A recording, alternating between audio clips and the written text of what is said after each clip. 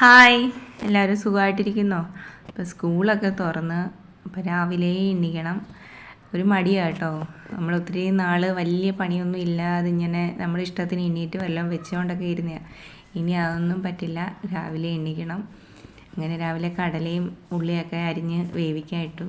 അപ്പമൊക്കെ ചുട്ടൊരു സൈഡിലോട്ടൊക്കെ ആക്കി അങ്ങനെ ചെയ്തുകൊണ്ടിരുന്നപ്പം എൻ്റെ മോൻ വന്നിട്ട് പരാതി പറയുന്നത് എന്തെങ്കിലും സ്നാക്സ് കൊണ്ടുപോയില്ലെങ്കിൽ ഫ്രണ്ട്സിന് എന്തെങ്കിലുമൊക്കെ തോന്നും. ഞാൻ നോക്കിയപ്പോൾ ഒന്നും ഇരിപ്പില്ല. പിന്നെ എരിയുള്ള പപ്പടം ഉണ്ടായിരുന്നു, അത് വറുത്ത് ഡപ്പയ്ക്കകത്താക്കി കൊടുത്ത് അവരതെല്ലാം പോയിട്ട് സ്റ്റഡി റൂം ഒന്ന് ഞാൻ നോക്കിയപ്പോഴത്തേന് എൻ്റെ പൊന്നോ അത് യുദ്ധക്കളമാക്കി ഇട്ടിട്ടുണ്ട്.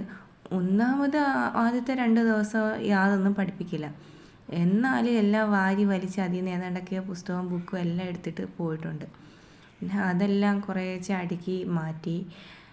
ഞാൻ പറഞ്ഞ് ഇഷ്ടമുള്ളതൊക്കെ എടുത്തിട്ട് സാരമില്ല ഞാൻ നോക്കിക്കോളാം എന്നും പറഞ്ഞ് ഇങ്ങനെ ആക്കി ഇടുമെന്ന് ഞാൻ പ്രതീക്ഷിച്ചതേ ഇല്ല.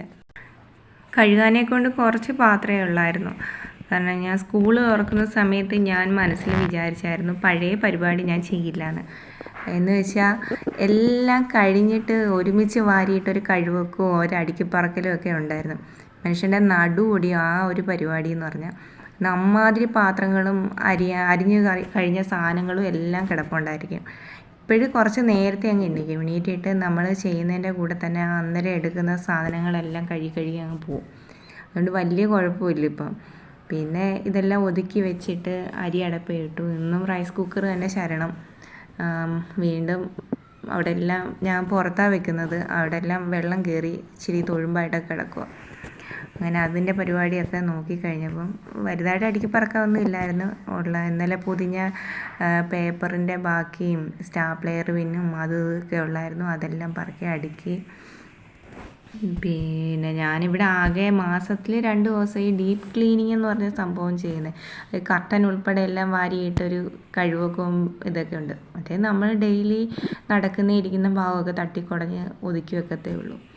പിന്നെ ഉച്ചക്കലത്തേന് കോവയ്ക്ക ഉണ്ടായിരുന്നു.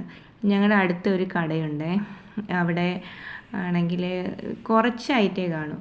എനിക്കൊന്ന് അവർ തന്നെ കൃഷി ചെയ്യുന്നതാണെന്ന് തോന്നുന്നു. കോവയ്ക്കയും പയറും ഒക്കെ. പയറൊക്കെ ആണെങ്കിൽ ഒരു 5 പിടി 6 പിടി അത്രയൊക്കെ കാണും. കോവയ്ക്കയ്ക്കാണെങ്കിൽ ഒരു 5 കിലോ അല്ലെങ്കിൽ ഒരു 2 കിലോ അത്രയും കോവയ്ക്കൊക്കെ അവർ കൊണ്ടുവെക്കും. ഉള്ളത് ഭയങ്കര ടേസ്റ്റ്.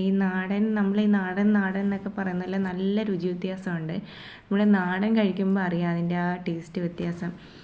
അവിടെ എപ്പോൾ എന്ത് സാധനം കൊണ്ടുവച്ചാലും പെട്ടെന്ന് തീരും. പിന്നെ കാണുവാണെങ്കിൽ ഞാനിച്ചിരി വലിയ അളവിൽ തന്നെ മേടിക്കും. എന്നാൽ നമ്മളത് നല്ലോണം കവർ ചെയ്ത് ഫ്രിഡ്ജിൽ വെച്ചാൽ 2-3 ദിവസമൊക്കെ നമുക്കത് എടുത്ത് കറി വെക്കാൻ കിട്ടും. ഇതെല്ലാം ഞാൻ അരിഞ്ഞ് പറക്കി. ഞാൻ സാധാരണ ഈ അരിയുന്നത് കട്ടിംഗ് ബോർഡിൽ സാധാരണ ചെയ്യാറില്ല. ഈ വെഴുക്കോട്ടയ്ക്കൊക്കെ അതിൻ്റെ പുറകെ നമ്മൾ ഓടണം. ഒന്നരിയും അത് ഓടിപ്പോവും. അപ്പം ഇതാണെങ്കിൽ നമ്മുടെ താളത്തിനൊത്ത് അതവിടെ നിൽക്കും. ഇതെല്ലാം അരിഞ്ഞ് പറക്കുന്നതിൻ്റെ ഇടയ്ക്കാണെങ്കിൽ ഇന്ന് കറിയുടെ കാര്യം ആലോചിച്ച് ഇവിടെ മിക്ക ദിവസം മോരുകറി മടുത്തു തുടങ്ങിയെന്ന് പിള്ളേർക്ക് അഭിപ്രായമായി. അന്നേരം ഇന്ന് എന്തെങ്കിലും വെറൈറ്റി ഒന്ന് വെക്കണം. പിന്നെ ഇതിൻ്റെ ഇടയ്ക്ക് ഈ അരിയുന്നതിൻ്റെയൊക്കെ ഷൂട്ട് ചെയ്യണം. എനിക്ക് കുക്കിംഗ് ചാനലും കൂടെ ഉണ്ടായതുകൊണ്ട് ഇതൊക്കെ അതിനും കൂടെ വേണ്ടിയിട്ട് നമ്മൾ വീഡിയോ എടുത്തേ പറ്റൂ. അങ്ങനെ അതിൻ്റെ പരിപാടിയൊക്കെ നോക്കണം. അങ്ങനെ ഉച്ചക്കത്തേന് നെത്തോലിയുണ്ട്. ഒരുവിധം കറിയൊക്കെ ആയി. പിന്നെ മീഷോയിൽ നിന്ന് ഒരു ബാഗ് വന്നു കേട്ടോ, നല്ല ബാഗാണേ. അപ്പോൾ അതിൻ്റെയും കൂടെ ഒരു ഷോർട്ട് വീഡിയോ എടുക്കാമെന്നും പറഞ്ഞ് അതിൻ്റെ വീഡിയോയും എടുത്തു.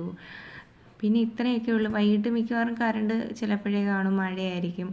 അതുകൊണ്ട് ഇന്നത്തെ ഡേ ഇൻ മൈ ലൈഫ് ഇത്രയൊക്കെ ഉള്ളൂ കേട്ടോ. പിള്ളേർ വരും, അവർക്ക് എന്തെങ്കിലും സ്നാക്സ് ഉണ്ടാക്കി കൊടുക്കണം, രാത്രി ചോറ് കഴിക്കണം.